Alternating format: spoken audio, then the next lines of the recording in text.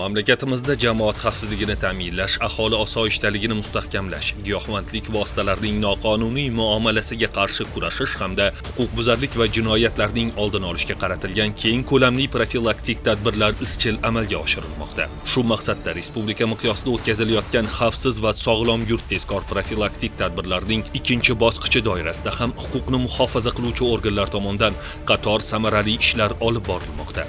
Jumladan 2026-yil 1-iyul kuni olingan tezkor ma'lumot asosida Davlat xavfsizlik xizmati Toshkent viloyati boshqarmasi hamda viloyat ichki ishlar bosh boshqarmasi xodimlari tomonidan maxsus tadbir o'tkazildi.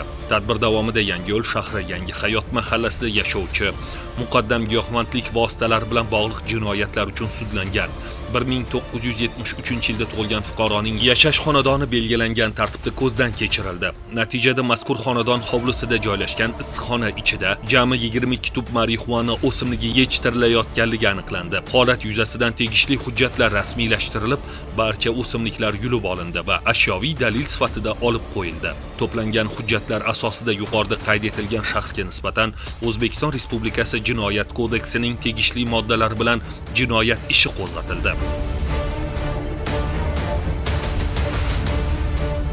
Boshqa bir holatda 1996-yilda Samarqand viloyatida hamda 1995-yilda Toshkent viloyatida tug'ilgan muqaddam jinoyat kodeksining 276-moddasi 1-qismi bilan sudlangan 2 nafar shaxslar Telegram ijtimoiy tarmog'idagi bot orqali buyurtma olib 0.75 gramdan qadoqlangan 20 ta o'ramdagi geroin moddasini Toshkent tumani Uchqahramon mahallasi hududidagi xufiya manzildan olib, belgilangan topshiriq asosida 7 ta xufiya joylarga bir dona yashirib, qolgan 13 o'ramdagi narkotik moddani belgilangan nuqtalarga qo'yish uchun ketayotgan vaqtida huquq-tartibot idoralari tomonidan ashyoviy dalillar bilan ushlandi. Olib borilgan tezkor qidiruv tadbirlari davomida gumon qilinuvchilarning ko'rsatmalari asosida yashiringan 7 dona o'ramdagi moddalar ham ashyoviy dalil tariqasida rasmiylashtirib olindi. Hozirda gumonlanuvchilarga nisbatan tegishli tartibda tergovga qadar tekshiruv harakatlari olib borilmoqda.